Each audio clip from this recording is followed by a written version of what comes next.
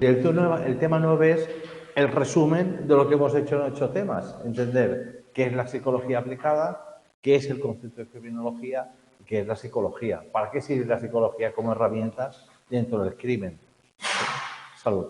Porque si el crimen nosotros lo entendiéramos como el delito, pues un criminólogo no tiene ningún trabajo, ya está.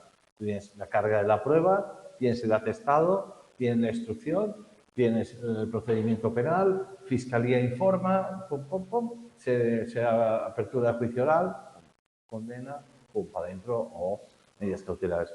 Pero claro, un criminólogo, ¿dónde trabaja? Trabaja en entender por qué se produce el delito y sobre todo cómo prevenir el delito, por un lado, y cómo tratar el delito una vez que se ha producido. Ese es el campo de trabajo de los criminólogos, el antes y el después. Porque el durante, aquí. Es decir, el durante es otro tema. De hecho, yo estoy aquí por entender, Exacto. por la prevención y Claro. por qué. Sí. Sí, el por qué las personas rompemos una norma. ¿Por qué no entendemos, no podemos interiorizar que hay unas normas que a veces se basan solo en el respeto y la convivencia? Porque a veces el entender la propiedad privada de los otros es un tema de respeto.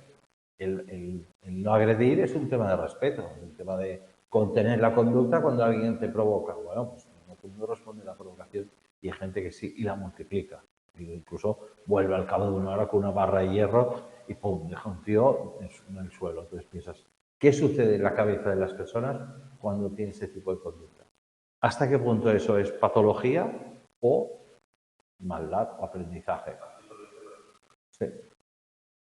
Entonces, dice, la investigación criminológica aplica el método científico al estudio de cualquier fenómeno mediante los protocolos estandarizados y será el criminólogo el encargado de optar por el método de investigación y herramientas metodológicas que mejor se adecuen al fenómeno. Es decir, por un lado tenemos la estadística, que es muy importante como herramienta, porque una cosa es la vox populi, tal raza roba mucho, la tasa de delitos seguro que ha subido mucho, o las condenas son muy suaves. Y otra cosa es la realidad. Entonces, en España las condenas son muy altas. En contra de lo que nos creemos, en Europa son mucho más bajas las condenas. En España, cuando se dice lo del tope de los 2 años, si no tienes antecedentes hasta 2 años, no cumple la condena. Bueno, no es verdad. Se acuerda la suspensión de la condena en aquellos casos que el juez lo determine con conocimiento del fiscal. Es decir, no es sota, caballo y rey. No, que con 6 meses puedes ingresar el primer delito, sin ningún problema. Y de hecho, me acuerdo de un caso de Manacor que se acordó el ingreso en prisión por un maltrato de animales. El acusado cometió un crimen contra un caballo de forma brutal, con un martillo, porque había perdido una carrera, y la magistrada ordenó un ingreso en prisión. Cuando el abogado pidió la suspensión, dijo, esto es potestad del tribunal en función de la gravedad del delito y el impacto social. Entonces, como esta condena no puede ser más elevada, y dada la gravedad de los hechos, creemos que corresponde un reproche penal con ingreso. Es decir, en Francia son 3 años. Hasta 3 años de condena no ingresas en prisión. Es decir, es mucho más suave. No nos creemos que aquí es jauja. No, aquí no es jauja. Pero es verdad que según qué delitos tienen un predicamento social que conviene tener una estadística en la mano. Puedes decir, a ver, ¿cuántos robos se producen con fuerza? ¿Cuántos con violencia? No es lo mismo. Entonces hay que saber tipificar qué tipo de delito es muy grave para ordenar prisión. Porque la prisión, en contra de lo que creemos, no es más que un sistema de castigo. Entonces dices, bueno, vamos a castigar a esta persona, que ganamos castigándola. ¿Va a redimirse? ¿Va a cambiar de conducta?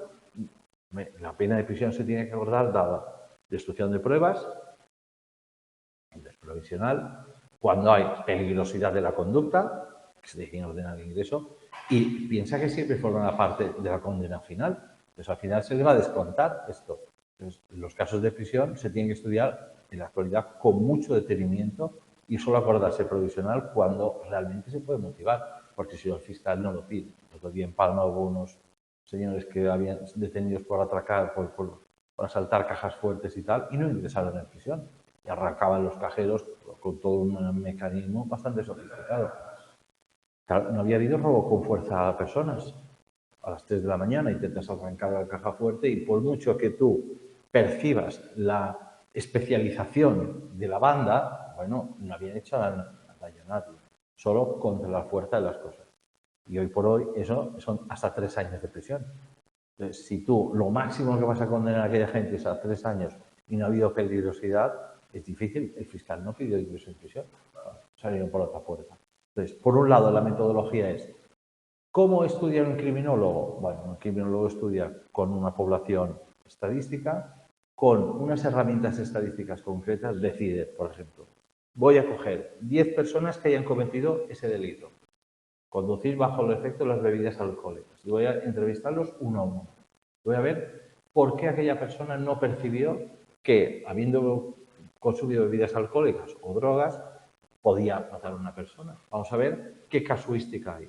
Porque a lo mejor hay gente que tiene una depresión, que tiene un problema con el consumo de drogas o no. Que a lo mejor hay gente que tiene esa habitualidad y la gente que tiene esa habitualidad acaba cometiendo ese tipo de delitos. Entonces, eso es la primera parte de un criminólogo. Yo recuerdo que cuando estudiaba en la asignatura que se veía lo de farmacología de las drogas, había una pregunta en un examen que a mí me sorprendió y que es real. Decía, ¿cuál es el primer síntoma de detección del alcoholismo para una persona? Y es un control de alcoholemia.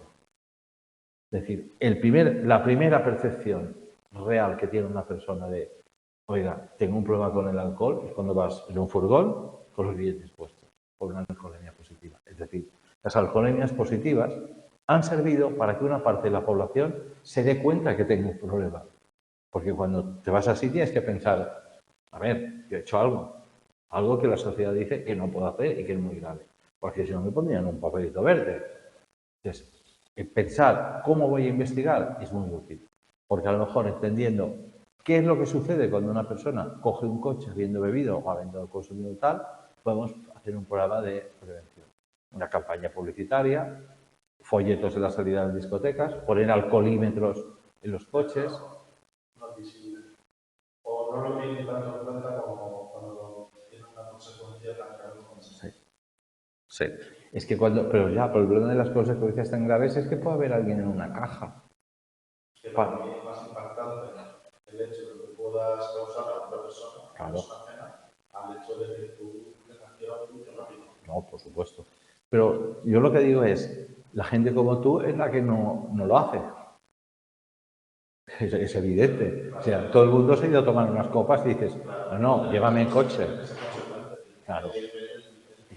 ¿Quién es que no lo hace esto? Ese es el tema. ¿Quién es que... ¿Usted sabía cuántas copas había bebido? Sí. Bueno, ¿qué pensó cuando cogió el coche? Que a mí no me iba a pasar. Bueno, y usted no ha oído decir que hay casos en los que la gente coge y bebe como un compañero tuyo, Gabriel, que se lo llevaron por delante con una bicicleta. Oiga, que la señora ya está bebiendo copas en Siria durante todo el día. Entonces, ¿qué le pasa a usted cuando hace esto? Detectar antes de las personas que tienen un problema de alcoholismo, no pueden coger un coche. Entonces, a lo mejor se tenía que hacer más pruebas para detectar personas alcohólicas y quitarles el carnet a tiempo. ¿Por qué? Y hace poco vi una chica que tuvo un accidente y, claro, dio 0,9, 6 meses sin ganas de conducir. Y yo le decía, has tenido mucha suerte. Mucha suerte has tenido, porque este mismo accidente llovió, se comió un árbol y tal y cual, pero no se comió nadie. Es que podías tener una persona muerta. ¿Y esto tú crees que es recuperable con 6 meses de carnet? Ah, bueno, ni de coña. Dice, además de los métodos de investigación estudiados en el capítulo 3, que eran más o menos los del método científico, etcétera, etcétera, hay que considerar los estudios de campo, desarrollando en el entorno natural el método biográfico, centrado en clasificar y comprender la vida de los individuos, la técnica histórica centrada en los análisis de documentación del pasado, el método histórico ideológico, sí, filológico, el método filológico es la evolución que ha tenido a lo largo del tiempo un determinado delito. Por ejemplo, en Suecia hicieron una campaña, vallas publicitarias, que decía la droga mata, la droga mata, la droga mata, y aumenta el consumo. Es decir, la percepción del riesgo en una determinada capa de la población, a veces no es sano decir qué tal. Cuando se dice las noticias sobre el suicidio, hay que tamizarlas con un filtro de la Organización Mundial de la Salud. No se puede decir tal persona se ha suicidado. La palabra suicidio no aparece en la noticia, porque aumenta los suicidios. Para las personas que tienen determinada problemática depresiva y tal, el percibir noticias en los que ha solucionado el problema aquella persona, de una forma rápida. exacto, aumenta el suicidio. El cómo sea el tratamiento con, por ejemplo, aparecieron los familiares y fue un drama tal, pues no se puede poner. Porque las personas que quieren a lo mejor vengarse de los suyos porque creen que no reciben atención, piensan que los van a castigar ya no acaba esa conducta. Entonces, si os fijáis en las noticias de suicidio, se omite, se pone, fallece una persona al precipitarse de un 5º piso. Y no dice voluntariamente, no dice, y dejó una nota escrita, porque todo el mundo entendería que ha sido un suicidio. Se omite, tú piensas, bueno, a lo mejor estaba tendiendo la ropa. Un vecino mío se cayó en un 8º piso tendiendo la ropa y se salvó. Pues esto sé que tendía la ropa, porque fue rompiendo los tendederos así como cayó los 8 pisos. Y salió caminando del suelo, 8 pisos. Entonces, estos casos se cuentan así. No, este tío volvió a nacer. Vamos. Esto sí que se llama me tiro en paracaídas sin paracaídas. Imagínate. Sí. Y no le pasó nada. Bueno, pero... No sé la consecuencia que tuvo, pero... Fortuito. Fortuito. 7 pisos debió caer en los árboles. 7 pisos. Árboles. Cayó en un toldo de Ajá. una vivienda y no sé qué más. También... Pam, pam, pam, amortiguó.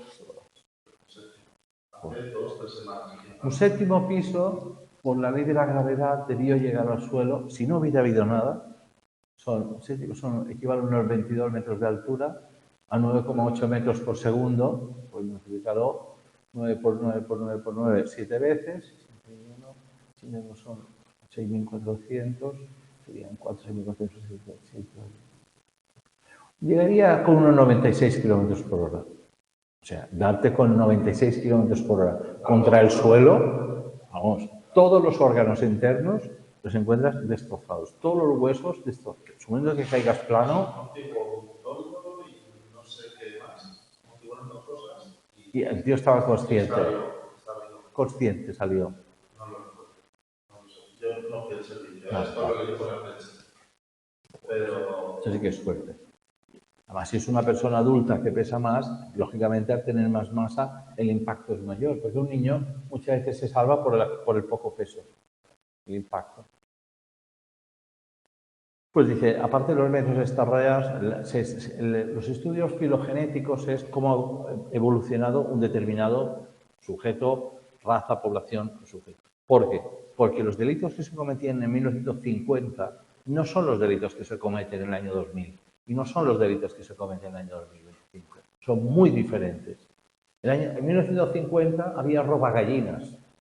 Hay robo de gallinas, está claro. Ciberataques, ya suceden. O sea, phishing de esto porque te dicen que metas y tal, bandas muy organizadas, delitos tecnológicos y luego grandes fraudes económicos. Entonces, en los que las inversiones te puedan desaparecer, este estilo de cosas. Y luego, bueno, el raterismo, eso sí, existirá siempre porque es parte de la condición humana el apropiarse, el hurtar. Esto es normal, esto sí que es histórico. Pero la delincuencia está muy tecnificada y esto es muy complicado, porque además no hablas de delitos cometidos aquí, delitos que se cometen en un servidor que está en Kazajstán. No sé. Y luego es verdad que cuando se analizan los delitos hay un sistema de comparación que es ver la relación que existe entre un delito y una cultura. Hay delitos que aquí son muy evidentes, que en otra cultura no se considerarían delitos. Aquí la costumbre es otra muy diferente, la religión es otra y el sistema de justicia otro, muy diferente. Aquí la justicia se aplica con unas garantías extraordinarias en muchos casos y otros sitios donde no hay o sea, que haya garantías es lo extraordinario, pero real, o sea, que tú puedes estar en prisión, como le pasa a un mallorquín ahora que está en una isla, que dice que lleva, me parece, 3 años en prisión por algo que él no sabe qué es. Pero bueno, él estuvo en un momento determinado en un sitio, se dijo que era él, estuvo para adentro y está esperando que le nombren un abogado para enterarse de qué pruebas hay. 3 años. Imagínate el panorama. ¿Será o no culpable? Esto no lo sé, pero lo que es cierto es que él alegaba una indefensión absoluta. Y aquí, hombre, eso en principio pues no pasa. Luego aborda la historia familiar del individuo, su personalidad, sus posibles diagnósticos clínicos, el tratamiento farmacológico, etcétera, etcétera. Y se establecen dos tipos de agresividad. La afectiva, que surge de forma abrupta y sin planificación, que está cargada de un gran componente emocional, y la instrumental, que es colectivamente planificada. Bueno, estos dos tipos de agresividad se ven muy representados en una agresión en un bar, un tío se te enciende, pum, le ha pegado al otro, pam, botella, todo este tipo de tal. Bueno, obedece a sustancias, carencia de cultura, carencia de aprendizaje de regresión sobre la agresión, impulsividad muy manifiesta, aprendizaje de agresión que es muy complicado, cultura de la agresión, culturas que son mucho más agresivas que otras, pero bueno, es una agresión. Sí, sí, claro. Sí. ¿Cuánta gente lo enseña? Yo recuerdo en un partido de fútbol, vas a ver cómo le pegó al árbitro a un hijo. ¡Pum! Pegarle al árbitro. Tú estás enseñando a tu hijo que la agresión es un instrumento de convicción o de imposición o de rebelión o de disensión. Pues esto claro que se aprende y el hijo pues a lo mejor ve aquello como bien. Lo que ve se aprende. Y luego la instrumental, que es la cognitivamente planificada. Aquí nosotros son dos tipos de estudios muy diferentes y es cuando la gente, yo siempre digo, a ver, la instrumental es cuando las personas viven del delito, que es muy diferente, porque yo puedo pelearme con alguien por un accidente de coche o lo que sea, vale, deberá suceder puntualmente. Es una anécdota en la vida de una persona, para ir bien. Pero luego hay gente que vive delinquiendo. Es decir, hay personas que su hábito de trabajo consiste en no trabajar y vivir. Entonces, esta es la conducta cognitivamente planificada. La gente que piensa cómo delinquir, cómo vulnerar la norma para tener un beneficio. ¿Qué clase de rehabilitación tiene este tipo de personas? Bueno, hay que ver el origen de este principio. No todos los principios que obedecen a este tipo de agresión tienen cura. No. Hay personas con una incapacidad para percibir el daño que están haciendo otras personas, aunque sea instrumental. Si yo puedo robarte tu coche y no tocarte un pelo, pero yo te estoy privando de tu libertad para tener tu propiedad privada, para usarla, para recuperarla cuando quieras y no encontrarla destrozada. Y yo tengo que pensar en algún momento que estoy haciendo daño a otra persona. La carencia de esa afectividad es complicada. Es complicada porque es lo que se conoce como una razón de psicopatía. Los psicópatas carecen de una parte límbica del cerebro conectada con las emociones. Entonces, cuando no perciben las emociones. Solo las perciben en casos muy extremos. Muy extremos. Y entonces, claro, el que lo percibe en un caso extremo puede incluso gustarle percibirlo. Porque es como una forma de encontrarle el sabor a la comida. Tú comes siempre sin sal y un día te ponen sal y dices, caray, tú ahora sí que tienes sabor esto. Bueno, pues vendría a ser un ejemplo sencillo de sí que he sentido algo ahora. He visto este tío cómo se retorcía y sentir un placer. Los psicópatas, como tratamiento clínico, no es curable, no hay ninguna clase de pastilla ni medicación, de ahí la peligrosidad. Y es verdad que hay una cierta reeducación. Entonces, la reeducación es enseñar que va a haber consecuencias. Es decir, tú puedes pensar, yo tendría que no hacerlo esto, pero lo hago. Pero si tú aprendes como mínimo las consecuencias, con independencia del valor del delito, es decir, a mí me da igual que tú sufras, pero yo sé que te hago sufrir, voy a perder mi libertad. A lo mejor puedo entender que no tengo que hacerlo. Hay un test, la detección psicopatológica de los psicópatas es muy, muy compleja y muy fácil al mismo tiempo. O sea, es muy fácil porque en función del delito y de la conducta es muy evidente que aquella persona tiene un problema de percepción. Otra cosa es la demostración, porque así como una depresión es muy fácil medirla, la ansiedad es muy fácil cuantificarla, la línea de base de una cosa, de otra. En el caso de la psicopatía, siempre es una estimación indirecta. Entonces, es verdad que hay un test que yo a veces lo he aplicado para enseñarlo, más que porque lo otro para mí es tan evidente que no hace falta pasar un test. Pero que es un test en el que se relata una historia y esa historia se le tiene que poner un final.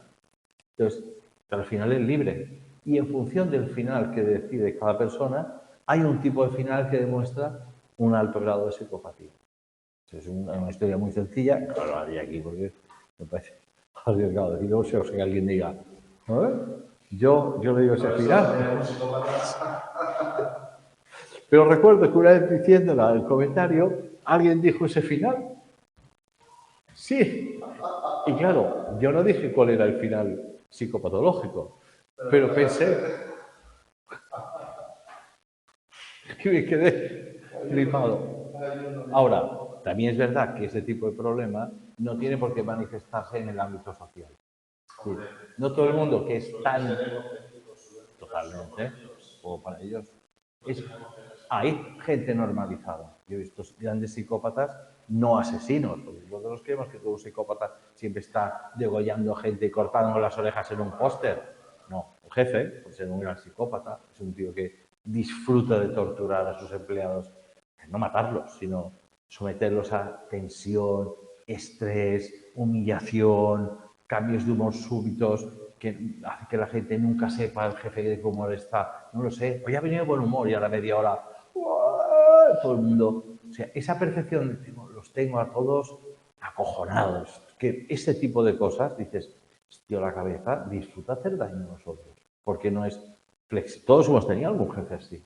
Seguro. Y dices, me ha fallado en la cabeza, porque incluso llega a ser improductivo el ejemplo. Si tú premias a la gente, haces refuerzo positivo, yo lo enseñaba en conducta aquí. Bueno, claro, si tú durante los 20 días de servicio siguientes siempre llegas de hora, mira, nosotros vamos a darte un día libre. Así dices, solo. Mañana todo el mundo media hora antes aquí, ¿eh? ¿Media hora? Sí, sí, sí, sí. Y el tío viene una hora antes y empieza. O si no he venido cuando os dije, usted me dijo media hora. ¿Qué me estás llamando? ¿Mentiroso? Y ya se tiene miedo a las personas. Un psicópata desarrolla la técnica del miedo a las personas, porque tú no puedes alcanzar un patrón de conducta. Esto es lo que define una psicopatía. Cuando alguien jamás utiliza un método para que se le pueda entender y él siempre tenga el control mental. No por esto se vuelve un asesino, pero hay gente que ves este tipo de rasgos que dices, oh tío, ¿qué te cuesta decir blanco, blanco, negro, negro? Yo entiendo que seas exigente, pero dime qué es lo que quieres y yo te lo haré. No me digas soy blanco y mañana negro cuando te he hecho blanco. Yo recuerdo un caso de un tío que a las 3 menos 5 encargaba trabajo siempre. Decía, en 5 minutos uno sale a las 3, que hace dando un trabajo a 5 minutos, porque quiero ver quién es capaz de quedarse aquí para tal. Tiene el trabajo de las 8 de la mañana en la mesa. Hay que ser, no hay que ser perro para ver esto. Hay que disfrutar de ver sufrir a la gente y ver quién te cumple y quién no. Pues este estilo no es una gente que mate, pero está en el campo de la psicopatología. Es instrumental el que hace esto, lo planifica, obviamente. Entre las concepciones teóricas a las que intentan explicar el origen y el desarrollo del comportamiento agresivo, se destacan los modelos biológicos, su base se encuentra en un organismo como consecuencia de una constitución anómala, una patología genética, algún tipo de alteración en los circuitos neurales y la neuroquímica cerebral o las hormonas sexuales. Es verdad que hay muchas hormonas que regulan la agresividad.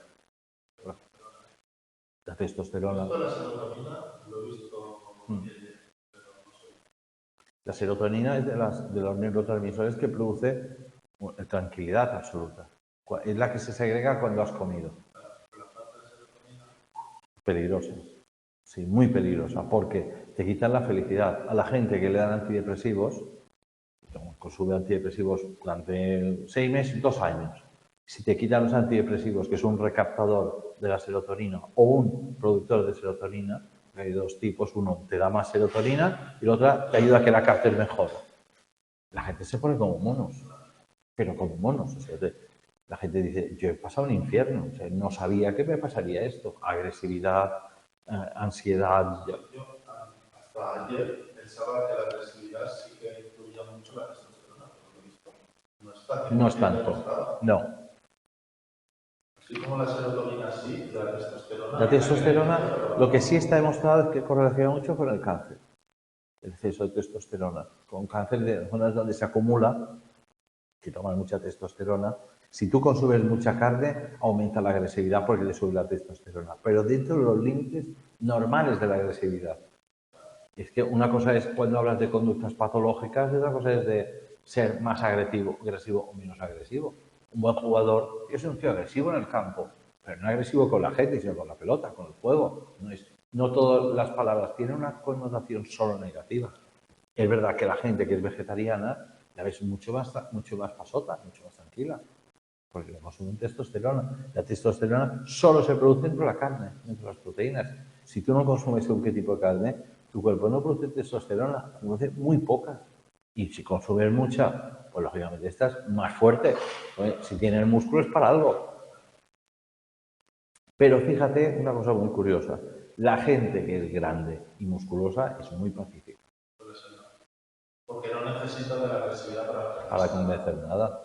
Yo te digo, esto es así, tú ya sabes que tiene que ser así. Yo ya te pongo nervioso. O sea, suelen ser gente que tiene mucha conciencia de que con un guantazo pues te puede romper una mandíbula.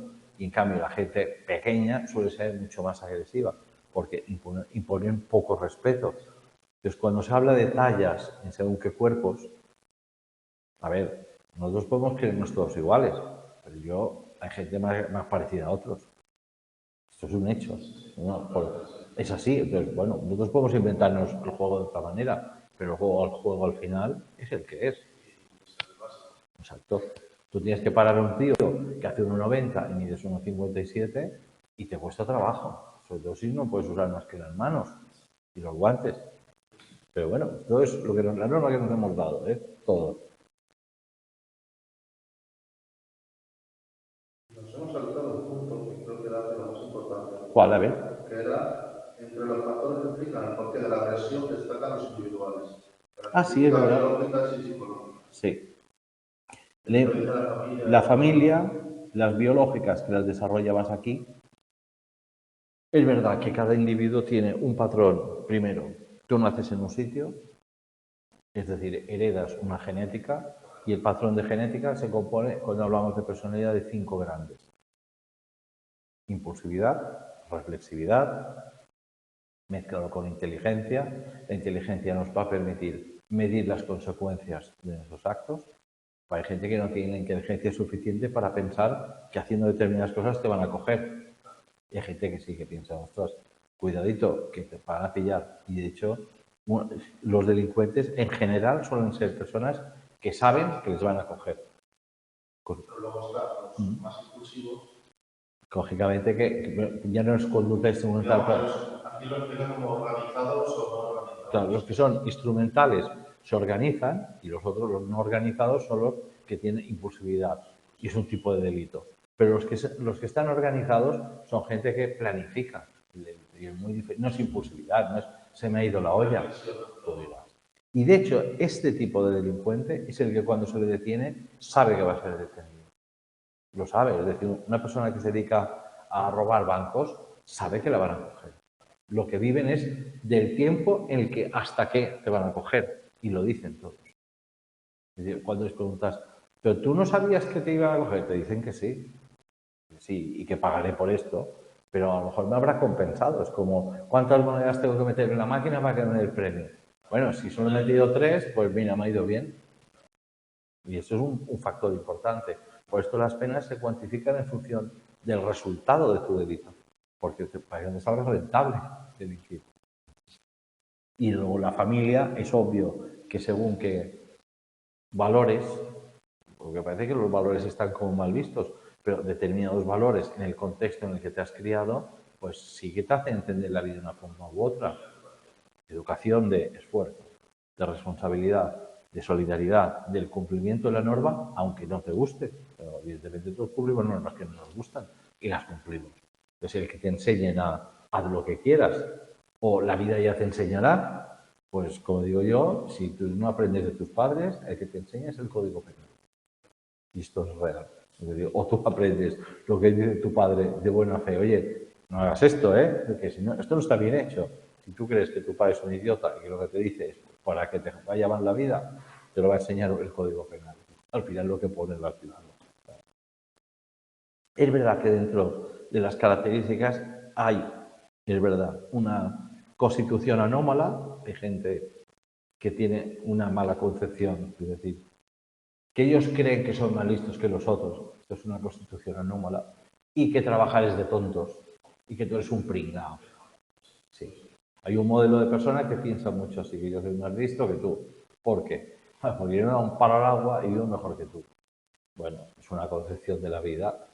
Esto al final debe tener, se supone, unas consecuencias que yo no las he querido asumir. Probablemente yo soy un pringado, me tengo que levantar a las 3 de la mañana y a las 4 de la mañana, y muchos días trabajo y no iría a trabajar, pero voy. Lo que no quiero es ser el pringado otro.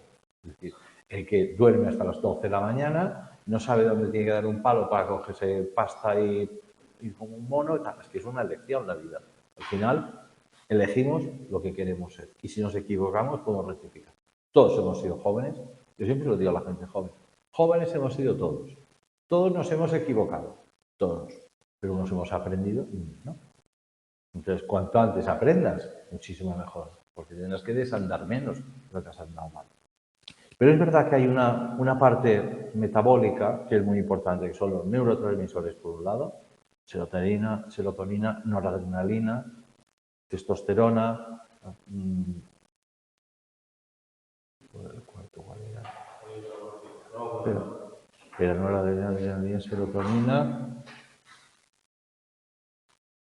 Bueno, los glutamatos, que también pero son menos. Sí, la fluoxetina es serotonina. También la dopamina. La dopamina. O sea, la dopamina es la noradrenalina. La noradrenalina es la que produce las sensaciones de emoción fuerte, como las descargas estas de... Pero la que es más complicada para el cerebro humano es la dopamina. La dopamina, de ahí el nombre de dopa, el dopaje famoso, viene de este neurotransmisor, es el neurotransmisor que se ve alterado con la cocaína. Es el que hace que las personas que toman cocaína bloqueen en su cerebro los receptores de dopamina. Es como si tus receptores de dopamina leyeran un mensaje de siempre tengo dopamina, siempre voy contento. Y claro, es un engaño para tu cerebro. ¿Qué pasa? Que cuando se acaba el efecto de esta sustancia, quedas destrozado de cansancio y depresivo. Porque la gente dice, la depresión de haber consumido. Claro, tú has cogido tu cerebro y le has hecho hacer un maratón. Cuando le quitas el dopaje, se queda hundido. Hay gente que por esto 5 personas no bastan para contener a una persona que va así. ¿Por qué? Pues su cerebro funciona con un bombeo de tú puedes con todo y los músculos hacen la fuerza de 7 personas. Pues esto es la dopamina. Y por esto es tan complicado el tratamiento de esta droga. Yo siempre digo que es la droga más peligrosa que existe, con diferencia. Porque el cerebro que toma esto es muy difícil de recuperar. O sea, le das un camino tan corto a pasarlo bien que luego está en depresión. Y por esto la gente que consume cocaína tiene depresión cuando lo deja. Y por esto se recae tanto, es tan difícil salir.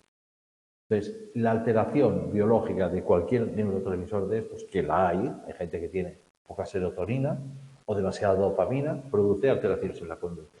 Y eso sería causa de, no de inimputabilidad, porque no lo es, pero sí una atenuación. Si tú consigues demostrar que esta persona tiene un problema neurogenético y se puede saber, pues puede entenderse en parte la conducta. Pero no elimina la conducta, porque tú eres consciente de lo que haces. También eres consciente para pedir ayuda, si lo necesitas. Dice, entre las concepciones teóricas que intentan explicar el origen y desarrollo del concepto agresivo, se destacan los modelos biológicos, estos de aquí, las hipótesis de frustración-agresión, de Bandura. Es decir, es verdad que el modelo de frustración-agresión se cumple muy bien en todos los individuos. El meter las monedas en una máquina y que no salga lleva a pum. Es muy fácil. Porque es, joder, oye, tío, que te venció las monedas. Bueno, pues esto aplicado a la conducta es muy frecuente en personas que cuanta mayor impulsividad tienen, mejor ver reflejado este tipo de conducta.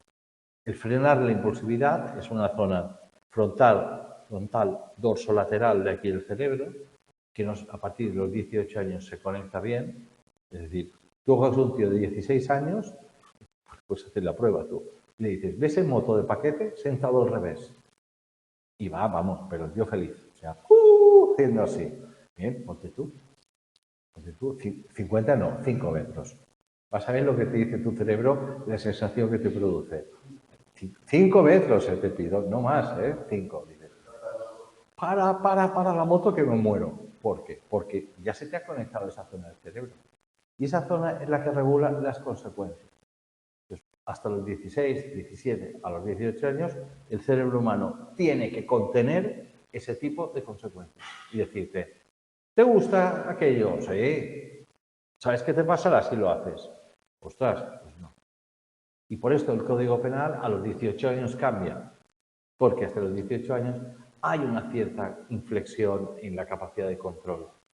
Y entonces te dan una segunda oportunidad y te cancelan los antecedentes. Y dicen, oye, ya lo has probado esto, ¿eh? Ya sabes lo que pasa cuando vas a un vehículo motor sin carne. ¿Quieres más de esto? No, pues ya se las consecuencias. El problema es las personas que no aprenden las consecuencias sobre los hechos. Y entonces empiezan a cumplir años e interiorizan la ruptura de la norma con un beneficio. Entonces, esto es lo que es complicado y de un trabajo en criminólogo. Cuando se produce una frustración, nuestro cerebro ordena, en cierta manera, una agresión. Hay personas que la agresión es autoagresión. Eres un imbécil, tenías que haber hecho tal cosa para conseguirlo. Y hay personas que manifiestan la agresión. Entonces, la frustración, que yo siempre pongo de ejemplo, es cuando tú juntas las manos y haces fuerza de pie, sin tener ningún motivo, solo por la percepción de la presión, notas al final, después de 10 o 12 segundos, que estás de mal humor, o sea, que te da como ganas de, joder, te cambia. Luego, cuando es que una persona está frustrada y cierra los puños y tal, cuidadito, este tío está frustrado, está pensando, yo si pudiera, te daría un piño. Pues cuidadito, ponte a la distancia que no te llegue. La teoría de la mano. A distancia. Si la gente que trabaja con delincuencia, yo creo que su principal trabajo de protección no es la fuerza, porque la fuerza ya la tienes que utilizar cuando ya se produce la agresión, que es la contención. Ya hemos fracasado con un modelo de prevención. El modelo de prevención correcto es detectar cuándo una persona va a tener una conducta de agresión y poderla prevenir. Cuando aquella persona empieza a tener un nivel de frustración que está planificando la agresión. Porque cuando hay frustración, hay planificación de la agresión. Es decir, ves a un jugador cuando, yo les decía a los jugadores de fútbol, cuando hacía su psicólogo suyo, es que si tú quieres evitar la agresión al árbitro, lo tienes muy fácil. No lo miras. Mira el marcador, mira las gradas, mira los tuyos, mira a tu madre que está allí. Si tú miras el efecto estresor, vamos, pum. Es como apretar un botón, pum, conténlo, ¿verdad? No es tan difícil, tienes que parar el pensamiento de frustración. Este tío me está echando del campo 3 días, 3 domingos por una cosa que yo no he hecho. Joder, y dices, pum, pum, pum, pum, roja, sale la bestia. Según la teoría del etiquetaje cognitivo, cuando se produce un estado de activación por cualquier motivo, son las cogniciones disponibles las que etiquetan la emoción evocada como relevante para la agresión. Dice, si es una emoción negativa, producto de alguna provocación o irrelevante. Es decir, en cierta manera nosotros en nuestro cerebro tenemos un fichero de clasificación, como de tipo de prenda, camiseta, jersey, abrigo, 3/4. Lo tenemos en la cabeza. Sí, pues entonces en las conductas de los otros tú etiquetas. Entonces dices, este tío me está ofendiendo. Claro, pero el que los identifica tiene mucho ganado. Te estás metiendo con mi madre. Y yo pienso, no, ni nadie la conoces, como que lo entiendas. O sea, tú no te metes con mi madre por mucho que digas que es tal oficio, que me da igual. Ahora, el que tiene un esquema muy sencillito, vamos, que no te metas con mi madre. Es cultura en el fondo. La cultura, claro. La impulsividad es lo que hace que tú no tengas proceso de las ideas. Nada, no hay proceso, es pim pam. Es como un ping pong. ¡Pum! Y yo pienso, no, venga, pues tira las bolas que quieras. No van a pasar todos así por lado. Así, a mí no me ofende tenerme que ir. No me ofende. Ya volveré, ya te veré, no te preocupes. Si hay maneras para arreglar las cosas de otra forma. El que no puede ser es a saco.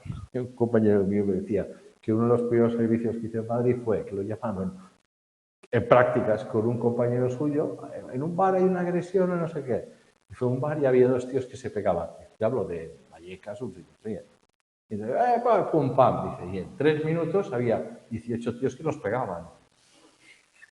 Incluidos los dos que se pegaban. Que ya o sea, empezaron a divertirse pegándonos a nosotros. ¿Por qué? Hombre, porque hay que medir qué clase de personas y qué impulsividad tienen. O sea, apalearlos era un hobby para esta gente. O sea, que al final, bueno, pues consiguieron controlar con más gente la situación. Pues eso es el tipo de persona que etiqueta. Si tú llevas un uniforme, a ti te doy. Pues hay que detectar ese tipo de visión de las personas que tienen un esquema un poco más amplio, clasifican de otra manera la realidad, como en todo. Una persona que venga de una isla del Pacífico, todos los coches le parecen iguales. Es que no los distingue. Se habla de coches, de vehículos. Una persona que vive en una ciudad, pues distingue, lógicamente, todos los modelos. Síntomas como la impulsividad, el psicoticismo, la inestabilidad emocional, la ausencia o disminución de empatía, la falta de habilidades sociales, etcétera, coinciden con diversos diagnósticos clínicos. Proclives a conductas violentas, entre ellos hay que destacar el trastorno negativista desafiante, que yo creo que es el más grave que existe en la gente joven. Es decir, hay un trastorno que se llama el trastorno negativista desafiante. Es trastorno negativista por un lado y puede ser negativista y desafiante, que son los chicos que tienen. Sí. Son gente que los negativistas son los que se oponen a todo. O sea, no. Sobre todo a los padres, a los profesores. Fundamentalmente, solo los padres de la autoridad de los profesores. Decía, al árbitro. Ellos, o sea, desarrollan un personaje negativo. Es no. ¿Por qué? Porque no. ¿Qué es lo que no se puede hacer? ¿Escupir? ¡Pah! Escupo. Es una postura. Todo el mundo ha sido negativista en una etapa de su vida. Porque el negativismo es aprender la norma. Esto sucede en la adolescencia. Claro, o sea, 13 años. Tío, yo me dejo el pelo largo, llevo el casco aquí y lo llevo en la moto. Vale. Pero el negativismo es, o sea, de una dimensión que te inhabilita socialmente. Tú no puedes ir a un colegio. ¿Por qué? No vas a cumplir ni un horario. Hablarás en clase, insultarás al profesor, te pondrás de pie, saldrás del aula cuando quieres, cojo lo que quiero, le quito el bocadillo a mi compañero. Es un trastorno. Los profesores lo detectan enseguida porque dicen, este es negativista, porque es insoportable su conducta. Con los padres, con los profesores, con la autoridad se ríen del... Conocen muy bien las normas de las que podemos valerse. Sí, yo soy menor de edad, yo no tengo edad penal, a mí no puedes hacer nada. ¿Cómo esto que te vas a enterar? Y dices, pues este tío sabe latín, macho, por la edad que tiene. Porque se apropian de la norma negativista para generar un personaje negativo.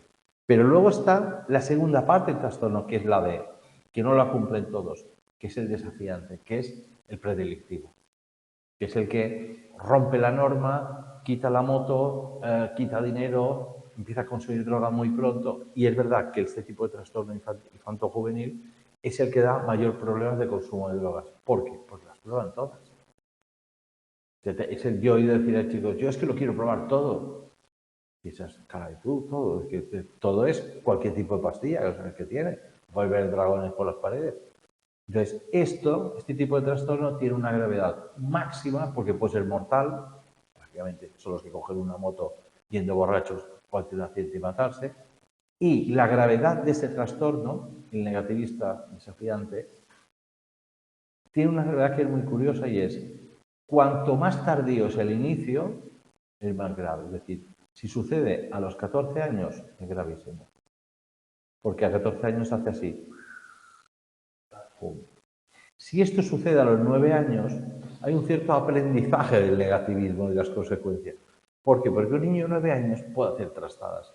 pero tampoco va a hacer trastadas muy gordas. No tiene acceso a su mujer. Claro, no va a ir en moto. Tiene más años en los que le pueden Aprender que enseñar. te pasa algo por hacerlo.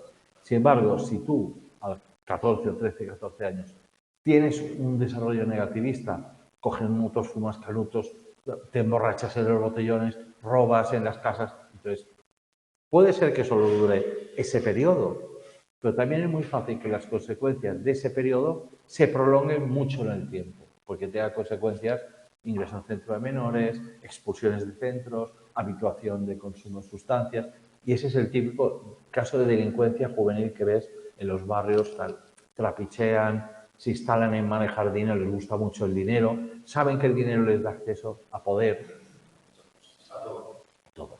El principal reforzador que existe en nuestra sociedad es el dinero. El dinero. Porque el dinero, como has dicho tú, Rafael, da acceso a todo. Da acceso a la moto, al coche, al salir, a las drogas. Es generalizado como reforzador. Tú puedes tener una droga, pero no tienes pizza.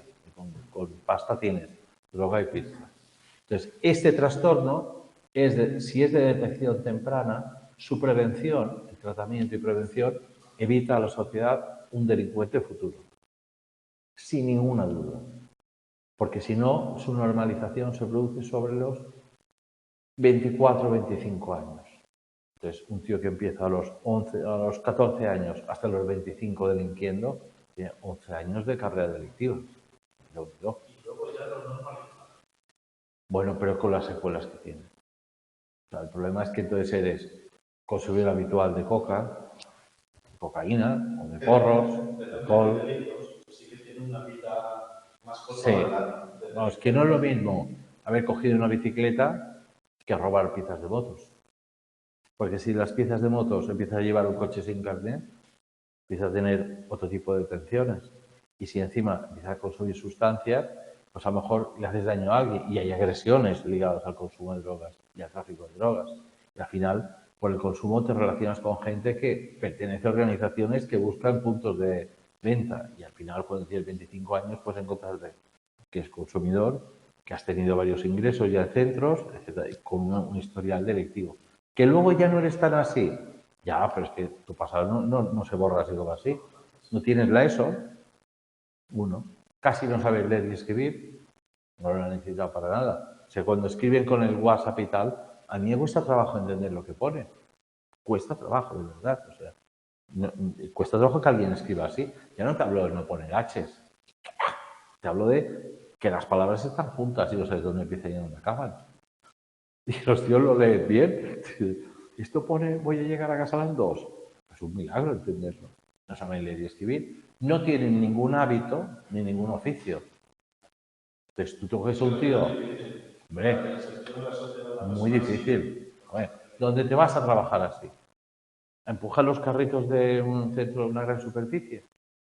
Entonces, eso es muy frustrante. Y la frustración que hemos dicho que llegaba a la agresión. La agresión normalmente es a uno mismo. Entonces, vuelven a consumir para agredirse ellos mismos por su frustración de lo que ellos han hecho mal. Entonces, es muy difícil sacar un tío de estas circunstancias. No, es que es más, prisión para según qué personas es una buena solución para el aprendizaje.